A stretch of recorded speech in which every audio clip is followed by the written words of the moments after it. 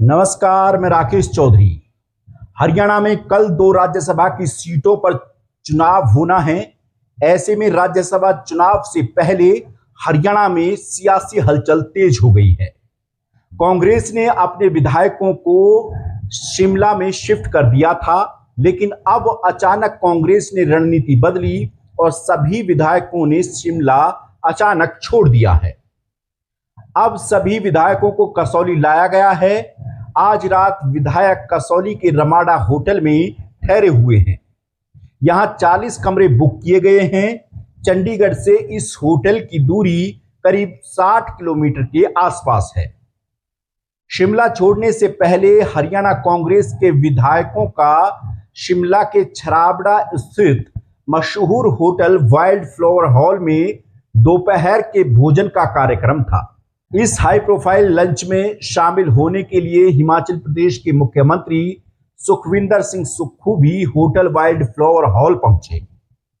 यहां मुख्यमंत्री सुखविंदर सिंह सुक्खू ने हरियाणा कांग्रेस के नेताओं और विधायकों के साथ लंच किया और राजनीतिक तौर पर भी चर्चा की। लंच के बाद हरियाणा कांग्रेस के सभी नेता और विधायक शिमला से कसौली के लिए रवाना हो गए। अब सवाल यह है कि आखिर कांग्रेस विधायकों ने शिमला को क्यों छोड़ा। इसके पीछे की मुख्य वजह खराब मौसम को बताया जा रहा है, क्योंकि खराब मौसम की वजह से पहाड़ी रास्तों में मुश्किलों का सामना करना पड़ सकता था। इसलिए पार्टी ने सोच समझकर यह फैसला लिया। पहले इन विधायकों को परवाणु में शिफ्ट करने की योजना थी। परवाणु चंडीगढ़ से मात्र 34 किलोमीटर की दूरी पर है, लेकिन आखिरी वक्त पर पार्टी ने कसौली को उचित समझा और प्रियंका गांधी के फार्म हाउस से मात्र 800 मीटर की दूरी पर बने रमाडा होटल में विधायकों के ठहरने की व्यवस्था की गई, ताकि मतदान वाले दिन विधायक समय पर चंडीगढ़ स्थित हरियाणा विधानसभा पहुंच सके। दूसरी ओर बीजेपी ने चंडीगढ़ के JW मैरियट होटल में विधायकों को राज्यसभा चुनाव में किस तरह से वोटिंग करनी है, इसकी जमकर प्रैक्टिस कराई गई। मुख्यमंत्री नायब सिंह सैनी, चुनाव प्रभारी हर्ष सांघवी, प्रदेश प्रभारी सतीश पूनिया और प्रदेश अध्यक्ष ने विधायकों को वोटिंग प्रक्रिया और रणनीति समझाई। क्योंकि बीजेपी में भी बड़े संख्या में नए विधायक चुनकर के आए हैं, ऐसे में उन्हें इसके बारे में जानकारी नहीं है कि राज्यसभा चुनाव में किस तरह से वोटिंग होती है, तो उसकी रिहर्सल होटल के अंदर बीजेपी ने कराई। सूत्रों की माने तो बैठक में दक्षिण हरियाणा के ज्यादातर विधायकों को निर्दलीय उम्मीदवार सतीश नांदल को पहला विकल्प चुनने के लिए कहा गया है। वहीं संजय भाटिया को पहले विकल्प में कौन से विधायक वोट करेंगे, ये भी डिसाइड किया गया। जीत के लिए जरूरी 31 वोट हैं।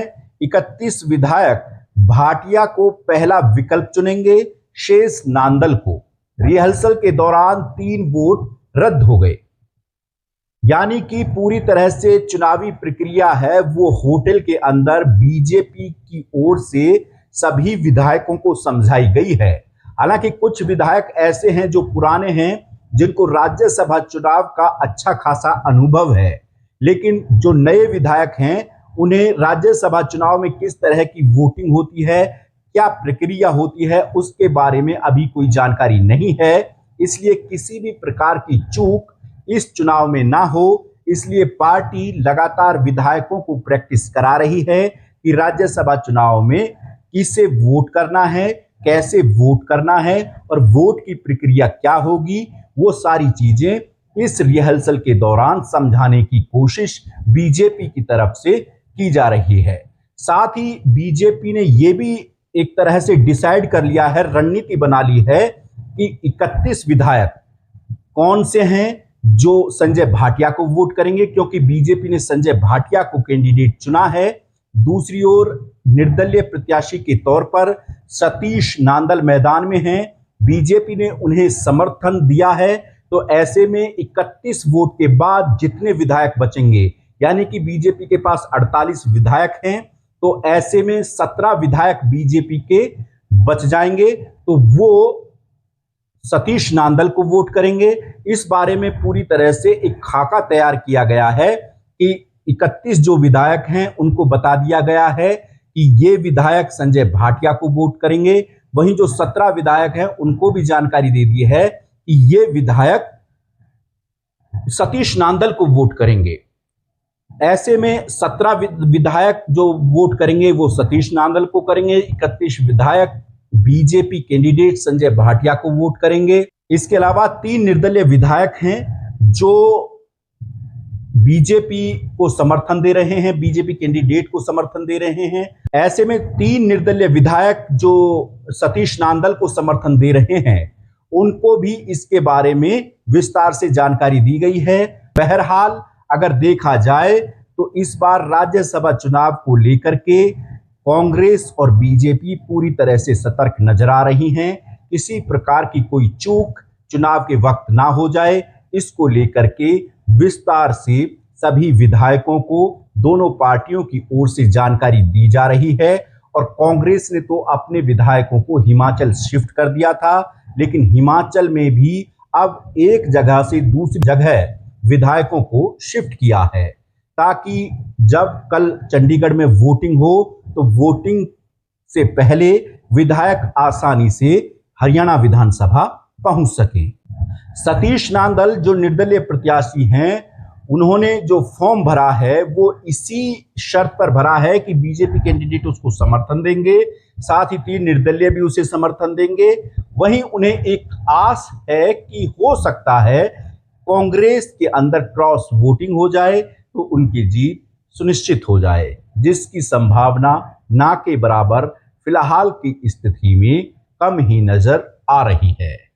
बहरहाल चुनाव में मात्र कुछ घंटे बाकी हैं। सुबह 9 बजे से वोटिंग शुरू हो जाएगी। ऐसे में देखना दिलचस्प होगा कि राज्यसभा चुनाव में इस बार कोई बड़ा उलटफेर होता है या फिर बीजेपी और कांग्रेस अपने अपने उम्मीदवारों को आसानी से जिता ले जाते हैं। ऐसे में आप इस खबर को लेकर के क्या सोचते हैं, हमें कमेंट में बताएं और हमारे चैनल को सब्सक्राइब करें। नमस्कार।